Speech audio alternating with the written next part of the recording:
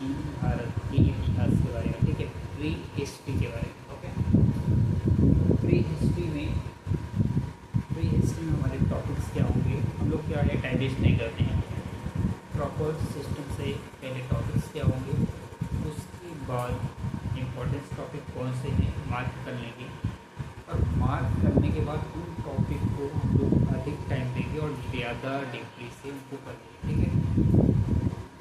दूसरी इंपॉर्टेंट बात, इसमें कितने सारे टॉपिक्स हैं और सारे हमको कवर करना है, ठीक है। ऐसा नहीं कि किसी को छोड़ देना है या किसी को कुछ करना है, हमें प्रॉपर टॉपिक जितने भी PhD में सारे कवर करना है, ठीक है।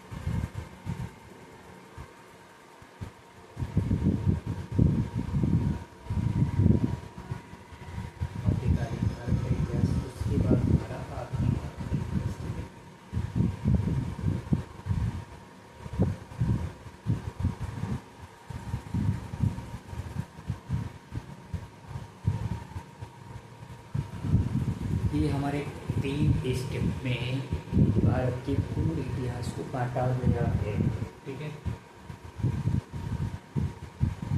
और हम लोग इसमें से पहला सेगमेंट उठाएंगे, ठीक है। प्राचीन इतिहास के बारे में आज पढ़ेंगे और प्राचीन इतिहास के बारे में जितने भी सारे टॉपिक्स हैं वो सारे कवर करेंगे, ठीक है। पहली चीज़ ये बता दो, वॉइस क्लियर है सभी को? Voice is clear for everyone?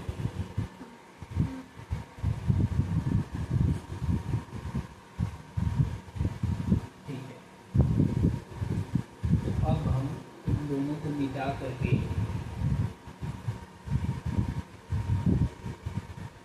पहले हम प्राचीन भारत के इतिहास के बारे में जानेंगे कितने टॉपिक्स, ठीक है। तो पहले हम टॉपिक्स लिख लेते हैं या चैप्टर लिख लेते हैं, ठीक है, या पार्ट लिख लेते हैं, पार्ट्स नाम भी दे सकते हैं, ऐसा नहीं है चैप्टर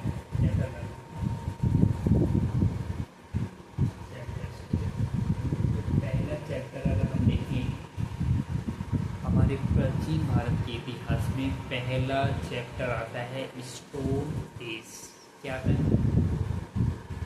स्टोन एज, हिंदी में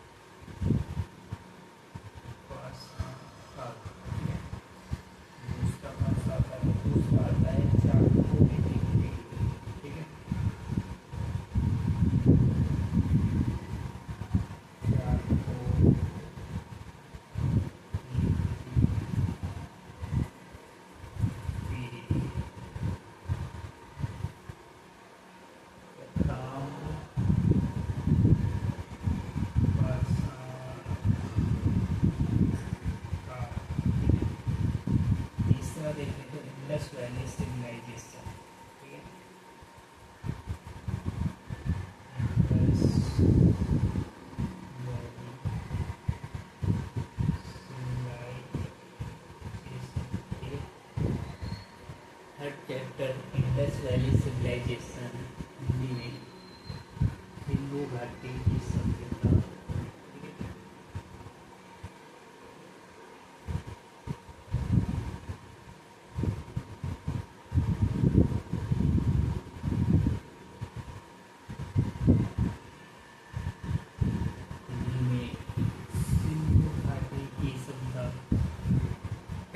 बता दो, जो वॉइस है वो क्लियर है या वॉइस में कुछ प्रॉब्लम है, और जो ये दिख रहा है बोर्ड में ये प्रॉपर ओके दिख रहा है या ब्लर तो नहीं हो रहा है इसलिए? अगर ब्लर हो रहा हो तो प्रॉपर हम लोग सेट कर लें, और वॉइस में कुछ प्रॉब्लम है तो अभी सेटिंग कर लें, ठीक है। अदरवाइज आपको अंडरस्टैंडिंग में प्रॉब्लम,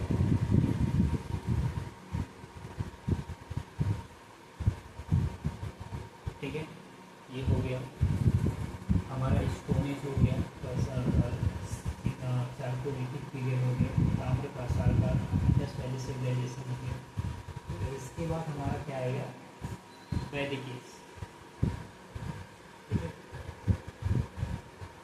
वैदिक केस या वैदिक काल,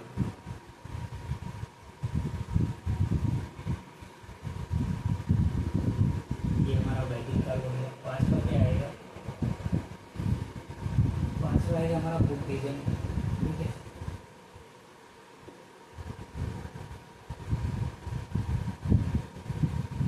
इंग्लिश का थोड़ा सा प्रॉब्लम हो सकता है,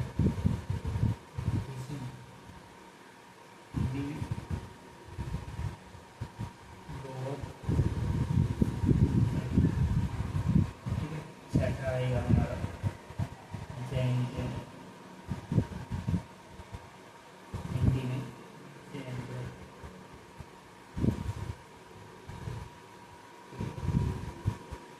सातवां टॉपिक हमारा आएगा, सातवां आएगा महाजनपद काल या महाजनपदाधिपति में सोलह,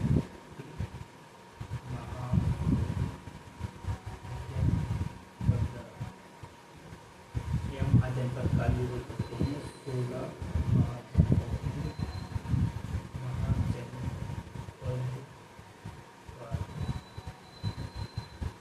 महाजनपद काल, ठीक है। आठवां टॉपिक्स हमारा क्या है, ये तो प्रॉपर दिख रहे हैं, एनी प्रॉब्लम्स नहीं है किसी को।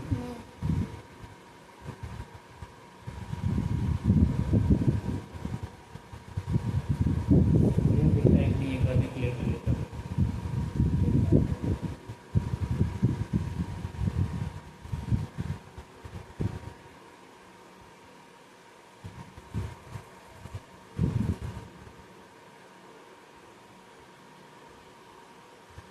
ठीक है, मुझे लग रहा है सारी चीज़ें क्लियर हैं। चैप्टर्स ओके, अगर राइटिंग क्लियर नहीं है, फिलहाल मुझे लग रहा है कि आप लोगों को समझ में आ रहा होगा, क्योंकि राइटिंग उतना भी ख़राब नहीं है, ठीक है, प्रॉपर दिख रहा है, ठीक है। और हम लोग क्या पढ़ रहे हैं, प्राचीन इतिहास, अब हिस्ट्री में पढ़ रहे हैं, और फिर हिस्ट्री हम लोग चालू भी करेंगे अभी।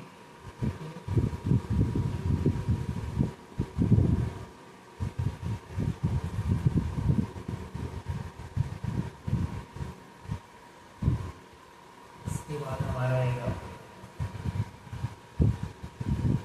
मौर्य एज, ठीक है, हिंदी में मौर्य काल, ठीक है। और अगला आएगा मेरा लेकर मौर्य काल, लेकर मौर्य एज या मौर्य काल, ठीक है, मौर्य काल।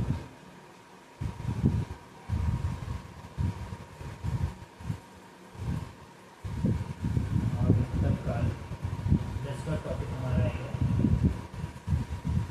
उत्तर काल, ठीक है। उत्तर एज, यहाँ पे होगा हमारा उत्तर काल, ठीक है। उसके बाद हमारा अगला चैप्टर आएगा 11, उत्तर काल या लेट गुप्ता एज, ठीक है, लेट गुप्ता एज, हिंदी में होगा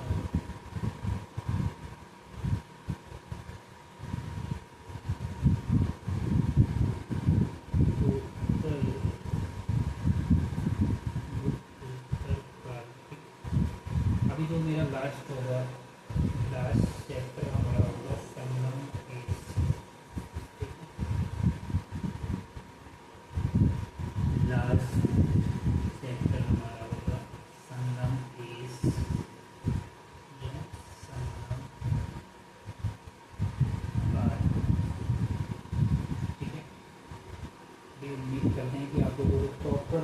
दिख रहा होगा, क्लियर दिख रहा होगा और क्लियर समझ में भी आ रहा होगा। इतने टॉपिक्स हैं प्राचीन भारत के इतिहास में, सिर्फ 12 टॉपिक्स, ठीक है।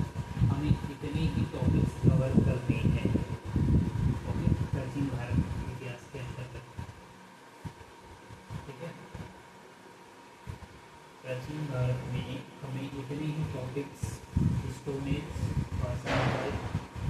चारकोलिथिक पीरियड, ताम्रपाषाण सरकार, इंडस वैली सिविलाइजेशन, सिंधु घाटी की सभ्यता और वैदिक काल, बुद्धिज्म, बौद्ध धर्म, जैनिज्म, जैन धर्म, 16 महाजनपद काल, मौर्य काल, लेटर मौर्य काल, गुप्ता एज, गुप्त काल, लेटर गुप्ता एज, गुप्तोत्तर काल और संगम काल, ठीक है।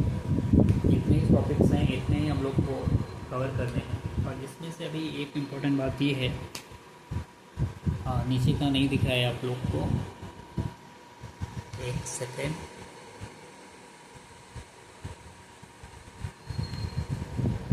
हाँ अभी क्लियर है,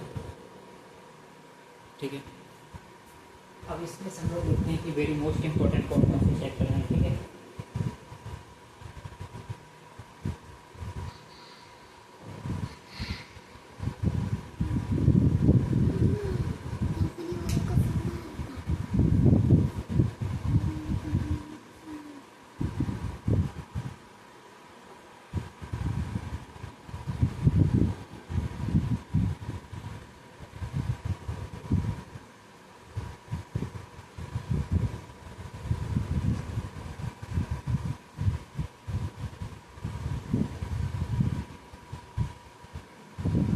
ठीक है, ये लोग को ये टॉपिक्स लिखना है, प्री हिस्ट्रिक टॉपिक लिख लो, ठीक है, यही इंपॉर्टेंट है।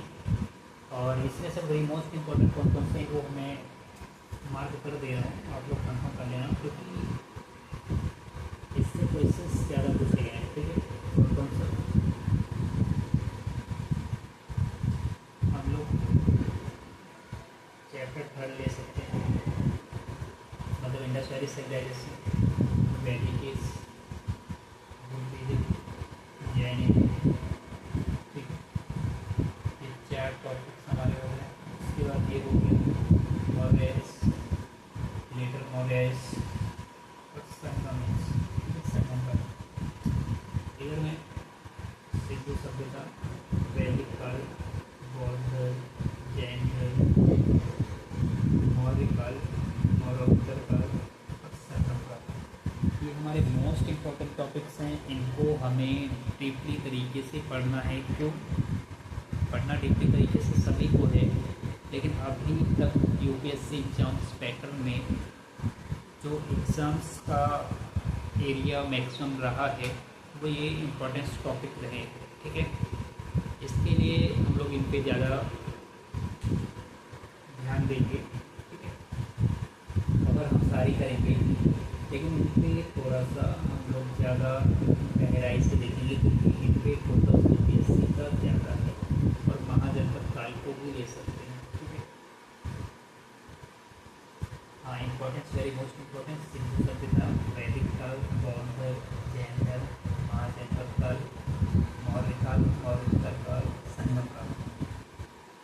1 2 3 4 5 6 7 8 हमारे 12 टॉपिक में से 8 टॉपिक्स या 8 चैप्टर्स ऐसे हैं जिन पे हमें थोड़ा ज़्यादा टाइम देना है, ज़्यादा गहराई से समझना है, क्योंकि इसका जो क्वेश्चन का एरिया रहा है एग्ज़ाम्स में वो ज़्यादा से ज़्यादा रहा है, ठीक है।